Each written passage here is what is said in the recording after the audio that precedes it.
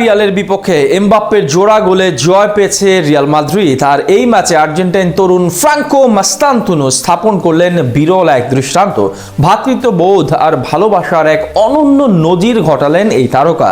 স্বদেশীদের প্রতি মাস্তান্তুনোর এমন কাণ্ড দেখে নেটিজেনরা বলছেন স্কালোনির দলের এত সাফল্য আসার মূল কারণ তাহলে এটাই। রিয়ালের 30 নম্বর জার্সি পরিহিত এই ফুটবলার এমন কি কাণ্ড করলেন যেটা আর্জেন্টিনার সাফল্যের মূল রহস্য? বিস্তারিত রিপোর্ট।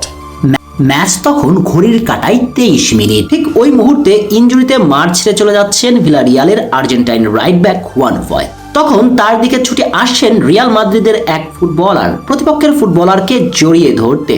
আর জার্সির পেছনে তার নামটা দেখে নিশ্চয়ই বুঝিয়ে গিয়েছেন তিনি ফ্রাঙ্কো মাস্তান্তুনো, বর্তমান রিয়াল মাদ্রিদের তরুণ তুর্কি। ছুটে আসলেন প্রতিপক্ষের ফুটবলারের কাছে, এরপর ভালোবাসার বহিঃপ্রকাশ ঘটালেন। এর কারণ হিসেবে আপনি বলতেই পারেন তিনি একজন আর্জেন্টাইন, তাই এই দৃশ্য আবার বিশেষ কি? এমন প্রশ্ন করলে উল্টো প্রশ্ন ছুড়ায় যায়। ক্লাব ফুটবলের সঙ্গে তো আর ন্যাশনালিটি যায় না, সম্পূর্ণই আলাদা। এখানে মাঠে জাতীয় দলের সতীর্থের কথা সবাই ভুলে যায়। তার উজ্জ্বল উপমা এই মৌসুমের প্রথম এল ক্লাসিকোতে লামিন ইয়ামালের সঙ্গে দানি কারভালের সেই ঘটনা নিশ্চয়ই মনে আছে সবার।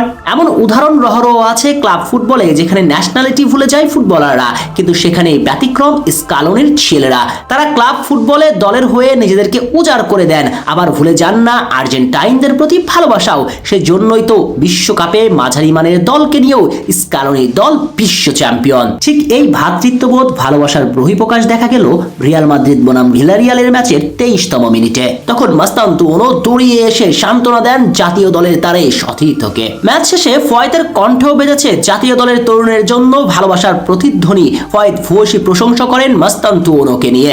যদিও রিয়ালের হয়ে আগের 2 ম্যাচে 2 গোল করা মাস্তান এই ম্যাচে স্কোর শিটে নাম লেখাতে পারেননি, তবে ম্যাচে ছিলেন ইম্প্যাক্টফুল ফুটবলার। 74 মিনিট পর্যন্ত মাঠে থেকে 42 বার বল স্পর্শ করেছেন, 2 বার করেছেন সাকসেসফুল ড্রিবলিং। সতীর্থদের উদ্দেশ্যে অ্যাকুরেট পাস ছুড়েছেন 92%, অ্যাকুরেট লং বল ছুড়েছেন 1টি। রিয়ালের নয়া বছর একাদশে আর্দা গুলারের সামনে রাইট উইঙ্গার হিসেবে জায়গা পেলেও দলের প্রয়োজনে ডিফেন্সিভ এরিয়া কভার আপ করেছেন চোখে পড়ার মতো। মাস্তান্তুনোর ডিফেন্সিভ কন্ট্রিবিউশনও সেটা বলে দিচ্ছে। ম্যাচে তিনি 5টা ট্যাকেল করে 3বারই হয়েছেন সফল, 2টা করেছেন ইন্টারসেপশন, 6টা রিকভার্স, 8টা গ্রাউন্ড ডুয়েলস, একটা এরিয়াল ডুয়েলে সফল হয়েছেন। আর এই পরিসংখ্যানগুলো বলে দেয় গোল বা অ্যাসিস্ট না করলেও কতটা ইম্প্যাক্টফুল ছিলেন এই আর্জেন্টাইন তরুণ। অবশ্য এই রাতের রিয়ালের জয়ের নায়ক ছিলেন যথারীতি কিলিয়ান এমবাপ্পে। ম্যাচে তার পা থেকে এসেছে জোড়া গোল। আরেক তারকা ভিনিসিয়াস জুনিয়র গোল অ্যাসিস্ট না পেলেও মাঠে তিনিও আলোচনাতে বাদ যাননি। সব মিলিয়ে দলগত পারফরম্যান্সের কল্যাণেই জয় তুলে নিয়েছে রিয়াল মাদ্রিদ।